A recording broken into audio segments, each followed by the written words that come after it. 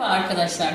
Ameliyat öncesi hastalara bazı eğitimler verilir. Bu eğitimlerden bir tanesi de derin solunum ve öksürme egzersizleridir. Derin solunum ve öksürme egzersizleri akciğerlerin gelişmesini sağlamak, kanın oksijenlenme kapasitesini artırmak amacıyla yapılır.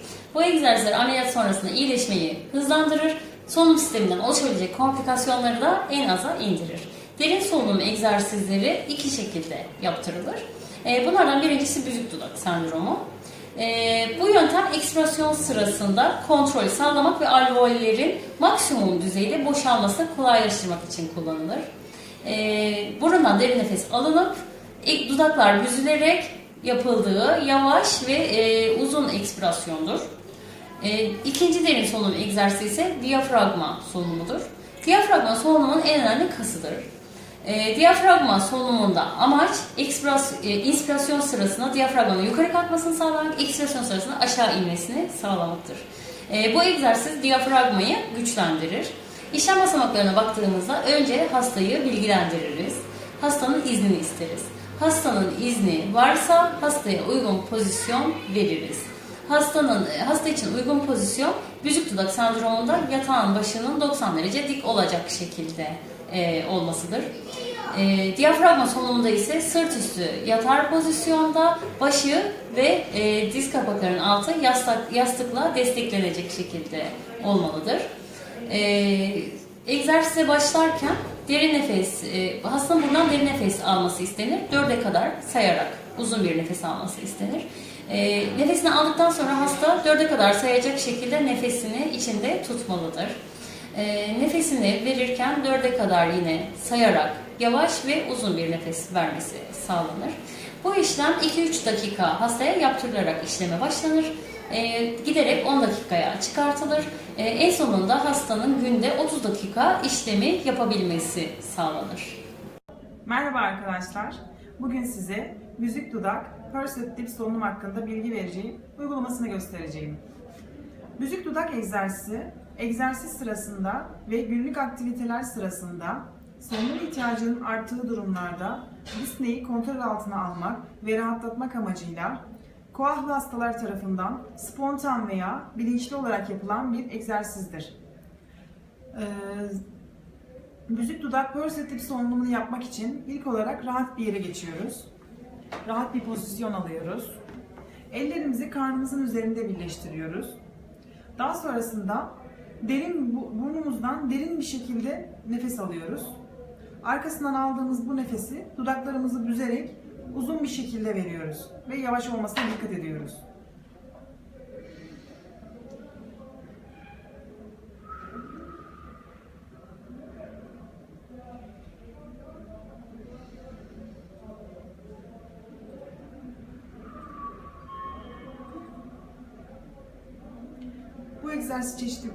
Bu egzersiz çeşidimiz de bu şekilde yapılmaktadır.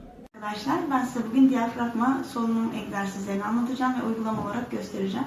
Diyafragma solunumun en kuvvetli kasıdır. Diyafragma solunumunda eğer diğer kaslar yeterli görevini yerine getiremiyorsa tedavide temel amaç diyafragma solunumunun etkinliğini artırmaktır. Bu egzersizlerde solunumun hareketliliğini arttırırız, etkinliğini arttırırız. Şimdi uygulamalı olarak göstereceğiz. İlk önce hastaya uygun pozisyon verilir. Bunda uygun pozisyon sırt üstü yatar pozisyonudur. İlk önce hastayı sırt üstü pozisyonda başını ve dizlerini destekleyerek sırt üstü yatırıyoruz. Daha sonrasında sağ elini karnın alt bölgesine, sol elinde göğsün üst tarafına yerleştirerek önce yavaş ve derin bir şekilde nefes almasını, bu nefes alırken de 4'e kadar sayacak şekilde bu nefes almasını ve 4'e kadar sayacak şekilde içinde tutmasını, daha sonra da dudakları büzerek ıslık çalacak şekilde bırakmasını söylüyoruz. Şimdi göstereceğim.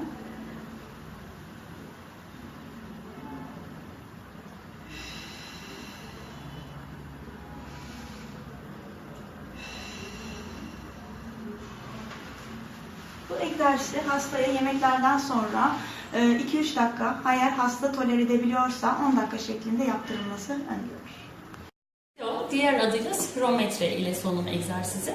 Triflow özellikle ameliyatlardan sonra akciğerin çabuk toparlanmasını sağlamak amacıyla nefes egzersizleri yapmaya yarayan, içindeki 3 topun nefes kuvvetiyle yukarı kaldırma prensibince kullanılan bir alettir. Merhaba arkadaşlar. Bugün size nefes egzersizlerinden birisi olan spirometre, triflow ile solunum egzersizinin nasıl yapılacağını uygulamalı olarak göstereceğim. Triflow özellikle ameliyatlardan sonra akciğerlerin çabuk toparlanması için nefes egzersizlerini yapmaya yarayan, içindeki 3 topu nefes kuvvetiyle kaldırma prensibine dayanan bir egzersiz çeşididir. İlk olarak rahat bir yere geçiyoruz ve rahat pozisyon alıyoruz. Daha sonra triflow'umuzu elimize alıp triflow'un hortumunu ağzımıza yerleştiriyoruz. Bu arada içimizde, akciğerlerimizde olan bütün nefesi boşaltıyoruz ve triflow'un hortumun başına ağzımıza yerleştirirken çok derin bir nefes alarak 3 topu kaldırmaya çalışıyoruz.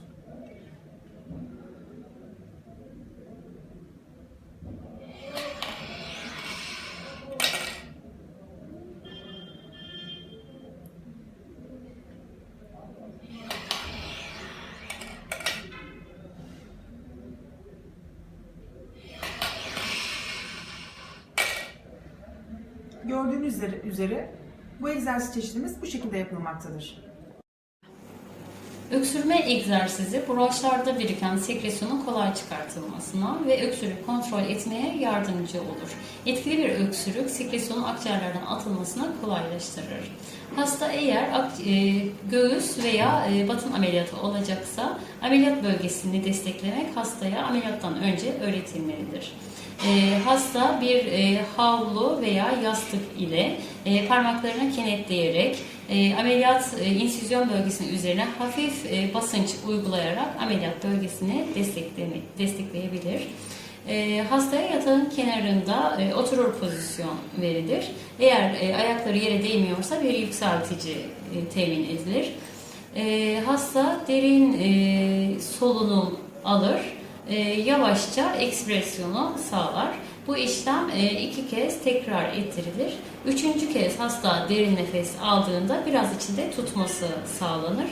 Hasta nefesini verirken 2-3 kez öksürerek hastanın nefesini vermesi sağlanır.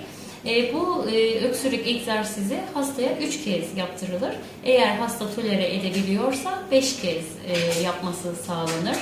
Ameliyattan önce bu işlem hastaya öğretilir. Ameliyat sonrasında 2 saatte bir hastanın öksürme egzersizi yapması sağlanır. Merhaba arkadaşlar, ben sizlere derin solunum ve öksürme egzersizleri arasından öksürme egzersizini anlatacağım. Öksürme egzersizi bronşlarda biriken sekresyonları kolay bir şekilde atılmasına ve öksürmeyi kontrol etmeye yardımcı olmaktadır. Sekresyon birikme riskinin fazla olduğu hastalarda öksürme egzersizine ameliyat öncesi dönemde başlanmalıdır. Şimdi sizlere uygulamalı olarak anlatacağım ben öksürme egzersizlerini. Öncelikle hastamızın durumu el veriyorsa yatak kenarına oturtuyoruz. Ayaklarının yere basmasın, yere basmayan hastaları yükselticiyle destekledikten sonra bacağını hafif bir şekilde kırıp öne eğilmesini istiyoruz. Şayet hastamızın karın bölgesinde ameliyat yeri varsa insizyon yerini desteklemek için bir yastık veya havluyu rulo şeklinde yapıp kullanmasını isteyeceğiz. Havluyu veya yastığı alan hastamızın ellerini kenetleyerek insizyon yerini desteklemesini istiyoruz. Hastamız öncelikle 2 kez derin bir şekilde nefes alıp verecek. Derin bir şekilde nefes alırken akciğerlerinin genişlediğini, verirken ise indiğini hissetmesi gerekir. 3. nefesi alışında 1-2 saniye şeklinde nefesini tutmasını, daha sonrasında 2-3 kez art arda öksürerek nefesini vermesini isteyeceğiz. Şimdi ben size uygulama olarak gösteriyorum.